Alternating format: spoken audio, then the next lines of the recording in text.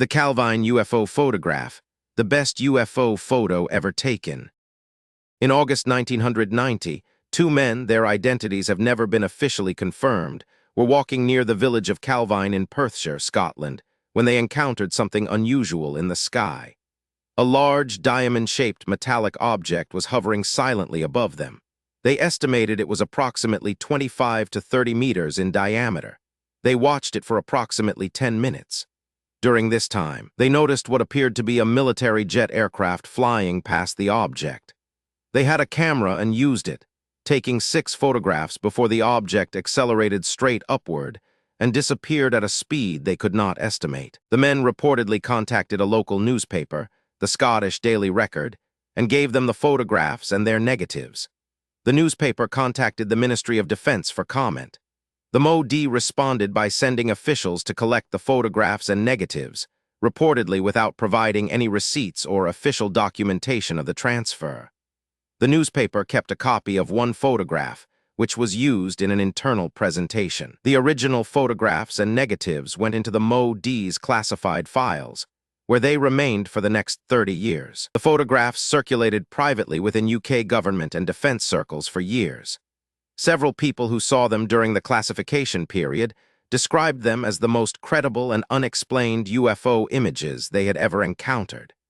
Nick Pope, who ran the MOD's UFO desk from 1991 to 1994, later stated that the Calvine photograph was considered the best and most compelling UFO photograph in the MOD's files. He described the image as showing a clearly defined, structured craft with no known conventional explanation.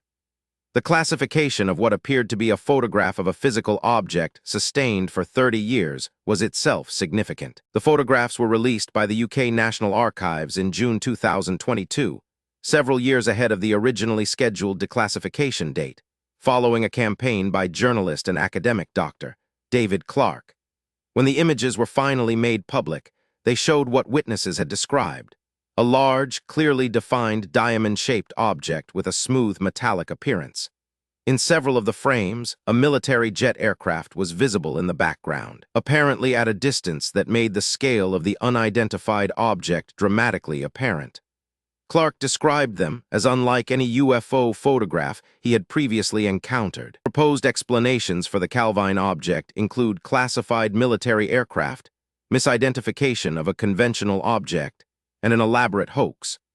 The classified aircraft hypothesis is taken seriously because 1990 was a period of intensive development of stealth technology, and it is theoretically possible that an experimental aircraft was being tested in Scottish airspace. However, no known stealth aircraft, including the F-117 Nighthawk, which was still classified in 1990, matches the diamond shape and hover capability described and photographed by the Calvine witnesses. The presence of the military jet in the photographs is one of their most significant features. If the jet was actually following or escorting the object, as some analysts have suggested the relative positions imply, this would mean the British military was aware of the object in real time and was tracking it. If the jet happened to be in the area independently, it still provides a size reference that makes the scale of the unknown object unmistakably large. Either interpretation strengthens the photograph as documentation of something that was physically present in Scottish airspace and was not a small, misidentified object. The identity of the two witnesses has never been officially confirmed. Dr. Clarke has spent years attempting to identify them and has made partial progress.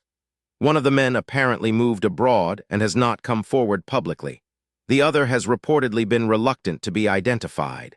Their reticence is understandable given the social stigma that still attaches to UFO witness accounts, but it means the primary testimony has never been fully examined by independent investigators.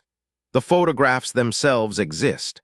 The witnesses, in any practical sense, do not, at least not publicly. The Calvine photographs are what most UFO photographs are not: clearly focused, taken in daylight, showing a well-defined structured object with a scale reference in the form of an aircraft, documented enough to be classified by a government for 30 years, and now public.